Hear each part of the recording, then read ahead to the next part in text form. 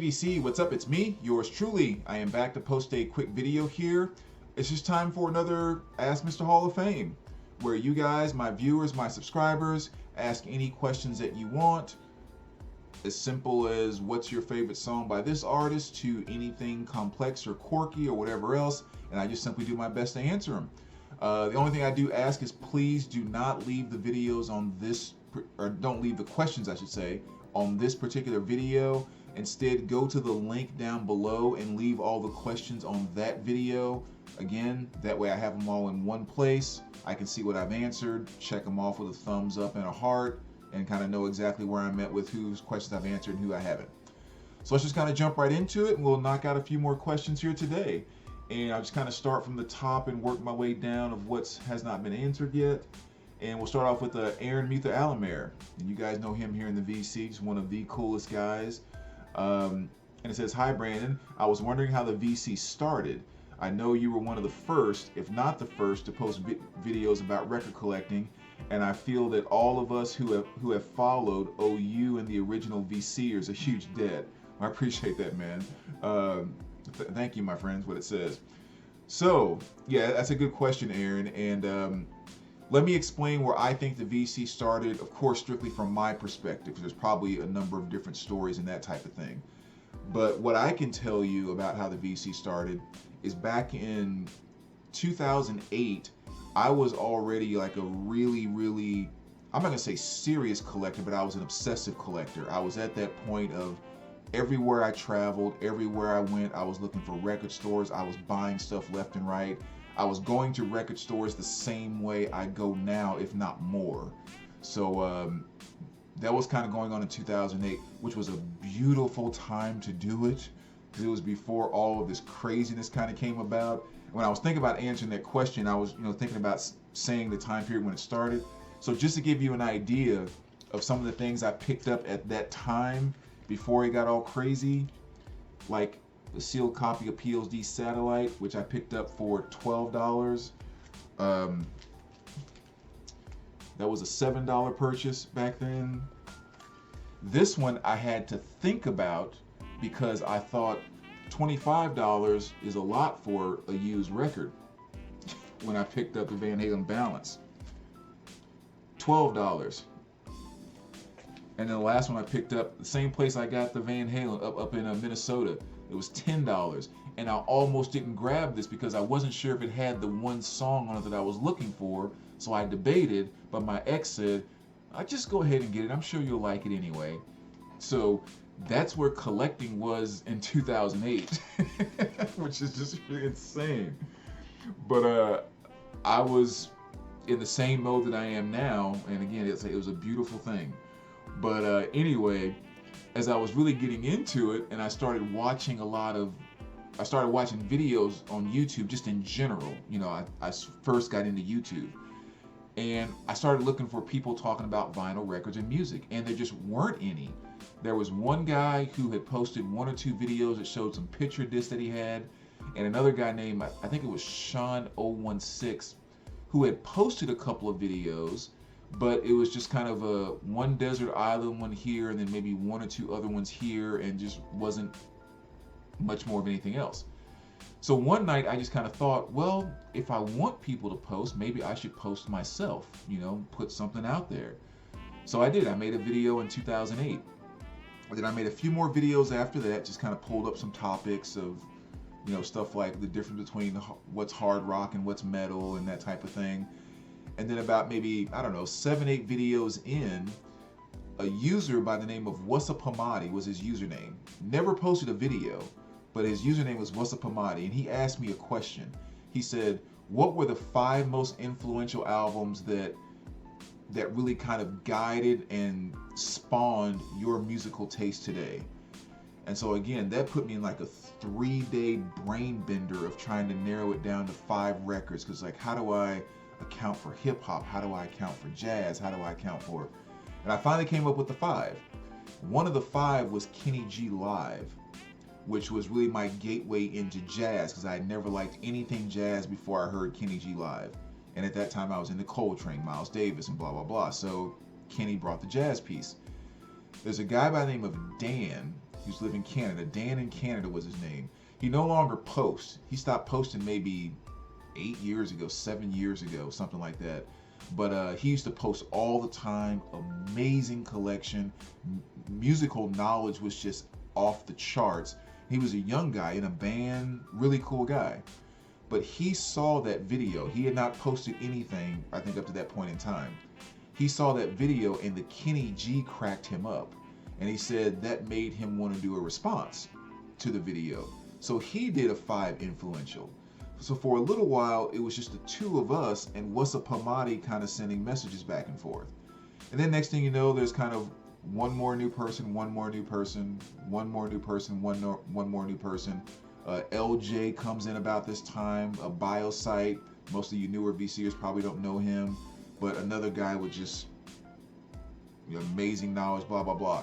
So there was a good period of time where there was probably about 20 or 30 of us that were just constantly interacting, throwing a million different thread questions at each other, and we always tried to answer everyone's thread. It became almost a full-time job trying to keep up with all the thread responses. And then somewhere kind of in that, you started to notice that 30 became hundreds, and it started to blow up into this massive thing. I think when I first really started noticing it to where I first said like something really crazy is going on here is when I started seeing some sites that were selling stuff like the crystal clear resealable sleeves, like the ones I use. The first time those really came around, there was a guy named Blake here in the VC who kind of made them, created them, and he was selling them himself. And they were called Blake sleeves. That's how we referred to them. And you started seeing these other sites with like stores, not mom and pop stores, but just, these big major stores that started selling this stuff. And they would do references like resealable crystal sleeves, blah, blah, blah, similar to the Blake sleeve seen in the vinyl community. And it's like, they're referencing the vinyl community in their ads now. And a couple places made some vinyl community t-shirts that they were trying to sell. And that was the first time it really kind of came to me that, wow, this thing has really gotten big and it's starting to kind of like spread. Like this is, and then it just has gone into the crazy, insane thing that it is now, where it is 100% impossible to know everyone that's in the VC and to interact with everyone in the VC. I stumble across someone's channel all the time that I've never heard of. Usually it's someone doing a contest response or something these days, and I'm like, you've been posting videos for 8 months and I've never seen or heard of this person at all, because it's just so gigantic and worldwide now, which is awesome. But I think when you kind of go back to it, that's where I know the VC actually started. So yeah, I hope that kind of gives you a little bit of some insight there, but that was right around 2008, going into the beginning of 2009. So let's move down to the next question that has not been answered yet, which was Melinda Murphy. I know she's asked a question before, but she says, hey Brandon, I have another question. Dave or Sammy? And what's your favorite album from each era? Number one, I refuse to pick because I can't. And I guess I've never really felt kind of the need to. I know it's not what you're saying, but I'm just giving you my feeling on that. I've just always kind of felt like someone or people have always wanted you to take a side with either Dave or either Sammy. And I've just always kind of been like, I cannot do that. I absolutely cannot do it. Because to me, the only thing that was so similar, or to even kind of do a comparison like that, is the fact that the name of the group was Van Halen. Other than that, it's just two completely different groups, and I love both of them to death. Now, what do I love about Dave? I think he was one of the ultimate frontmen. Dave was such a good frontman. As bad as his singing was made good because he was such a great frontman. Because, I mean, let's face it, he's not a good singer from the standpoint of just like vocally singing. I mean, there's nothing, making good music and being a good singer is two different things. But like when you listen to isolated vocals, especially with stuff like Running with the Devil, one of my favorite Van Halen songs, you listen to just the isolated vocal and it almost feels like you're listening to like Yoko do that screaming thing that she was doing in that whatever that museum or whatever the heck it was. She did that, which is just ridiculous. I mean, it's horrible. Isolated vocals, but you put that on top of the music and what Van Halen did, and you're like, that is one of the greatest rock songs ever. Just awesome. So yeah, so Dave just had a charisma. He had a way of delivering. He was just kind of one of the ultimate frontmen, and no one can take that away from him in any way, shape, or form. Just genius at what he did.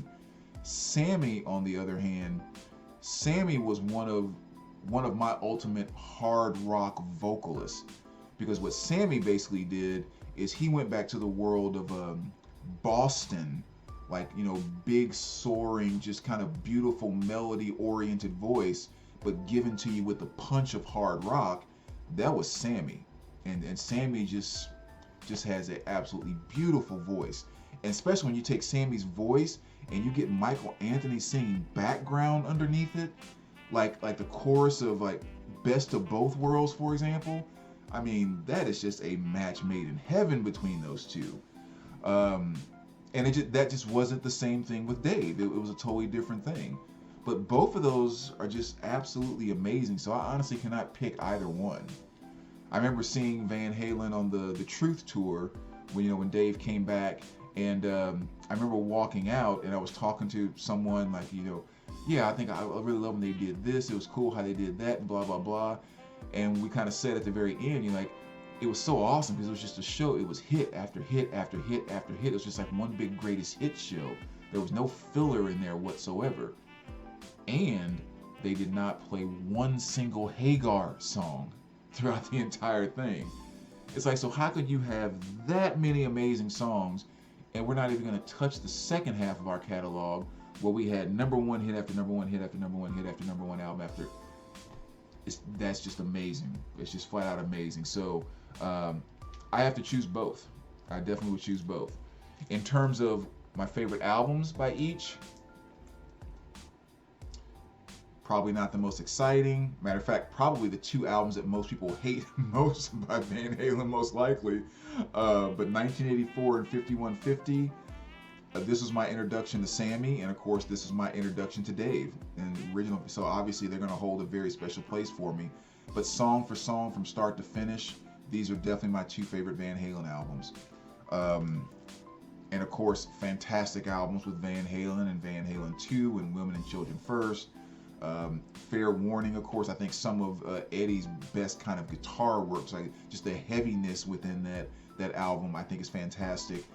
Diver Down is probably the one in the entire collection, if you will, that I'm like, yeah, I respect it, I like it, all of that, but definitely not one I go to that often. And I've met a number of people here in the VC that really, really like that album. One guy I work with is his favorite Van Halen album. But his Diver Down doesn't quite do it for me. But then if you continue after that, like 5150, awesome. OU812, awesome. Balance, Carnal, love 'em. Heck, even Van Halen 3, I like that as well. I mean, he caught a lot of crap, and we know it was hard to bring Extreme in and do all that type of stuff, but, Without You and a number of other great tracks off of there, I thought were very powerful and good songs. So I like all of Van Halen across the board. So that's my 2 cents on Van Halen. Let's see, next here, let's see, we have time for one more question, so let's go to, let's see. Okay, so Apollos Rob, TMRC, that's the next one I haven't answered here in the line. How's it going? My question is, do you live with someone or do you live alone? The reason I ask is because I'd imagine that your music lifestyle would be difficult for a significant other to tolerate, just because it's way outside the norm.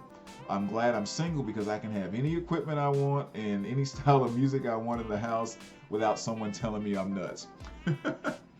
That actually is kind of a good thing to talk about, especially with the obsessive type of crazies that make up the VC here. The thing that I would say in my experience, and maybe I would also kind of give as advice, but I would say in my experience, over the 20 years that I've been collecting kind of, you know, intense, like serious, I've lived with two people. My ex I lived with for 4 years. All right. And the one thing I think that kind of makes it work is being respectful. I think is really what it boils down to. Not giving up, but being respectful. So one of the things that I think really made it a positive thing in my past relationship was, well, when we had a 4-bedroom house, there was only two of us, no children or anything. So one room was the guest room, the master. The other two rooms were just kind of open. So I took one and made it my music room. She took one and made it her office/reading room because she was really into books. So we had a dining room that was right off the living room that we really didn't use because most of the entertaining we did was kind of patio, out back, that type of thing. We invested more money into doing nicer things there. Didn't see the need to buy a dining room table that we kind of would never use, really. So that room was just kind of very open. She suggested a couple of times, you know, hey, you have this extra space, your music room, you have so much stuff in there and everything else. You know, if you want, you can start maybe spreading stuff out into the dining room. But my first reaction to that was kind of like, that's a really sweet and nice thing, but I would kind of rather us do something with this space that was kind of more something that we both wanted to do and utilize the space for. And again, that just kind of really went back to me wanting to respect my music not taking over, you know, as much as it already had. Just making sure that, you know, she kind of had a place and a voice inside of what was going to take place with that space. And we did some neat things with it. I used to get home about 2 or 3 hours before she did on a typical work day. And usually when I got home, I was right into my music room, you know, record thing, YouTube thing, all that. And so one of the things that I always did was whenever she came home and I heard the garage door or whatever else, I would start shutting down my music room because I didn't want her to come into the house and feel like she had to compete with my other lover. You know, basically what it boiled down to. So when she came in, you know, hello, how you doing? We might sit and chat for a while. We may decide to go eat. She may decide I just want to kind of maybe go take a bath or just kind of whatever. But she never had to come in after a long day of work and have to compete with my music. And that might be something as simple as coming out for 10 or 15 minutes and then like, oh, okay, you're going to go, you know, check out and read or whatever. I'm going to go back in the music room and, okay, you know, see you, or look, I'll come get you when we're ready to go to dinner or whatever. So again, something just that small, like just acknowledging her when she came in the house and not just staying so locked away in my music. And there was never a time where she actually ever came and pulled me away from it. Matter of fact, a lot of times she would actually maybe come in and join me in that situation. So again, just little respect things like that, I think make a gigantic difference. You talked about any equipment that you want. I had 2 stereos that I really liked at the time. I put one out in the living room, and of course I had one in my music room. And so the one in the living room really became something that she enjoyed. And the reason why is because when she would have friends come over and stuff like that, it became a thing where it was like, hey, would you put on a record for us? We wouldn't mind listening to some music. And so knowing her musical taste and knowing some of the stuff her friends liked and everything else, I would throw on records for them while they were in the living room. And then I may even go back to my music room and do whatever I was doing. But they really, really enjoyed that. It almost became a thing where when they came over, it's like, oh my gosh, I'm gonna be DJing for the next hour and a half or whatever. But you know, it became something that they really enjoyed with the stereo and interacting with the, you know, listening to vinyl and all of that. So again, it was just like respecting her and her friends, playing what I knew they wanted to hear when they were out there. That stuff just made it all positive. And what I typically found was she was much more in tune with my addiction side. Kind of the days before the smartphones and everything were everywhere. You know, she was suggesting all the time on weekends that we go to this record store, take a road trip and maybe stop at a couple record stores and then go by these museums and see this or go. And again, before smartphones, she would put together books where like, yeah, since we were going to Minnesota next week, I looked up 4 of the biggest record stores online. I have in my little book with the directions to each one and blah, blah, blah. And we'll spend a day maybe going and hitting those while we're up there. And so she was very, very upfront or very kind of proactive in getting more vinyl for me in the first place. And again, I think a lot of that just goes back to that respect thing, because if she would have felt like she was competing against it, I don't think she would have been as open and as, you know, bringing it to the table. So that would kind of be my advice, and that's, I feel like, what's always worked for me, because it's always been a very, very positive thing in virtually almost every single relationship I've had since I've been a serious collector. So that's my 2 cents on that. But anyway, so there you go, VC. Like I said, we're at the 20-minute mark, so going a little long on this one, but got a few more questions in. Again, I thank you for the questions. Go to the video link down below. Leave any questions you might have, and I'm looking forward to the next one. All right, take care, VC.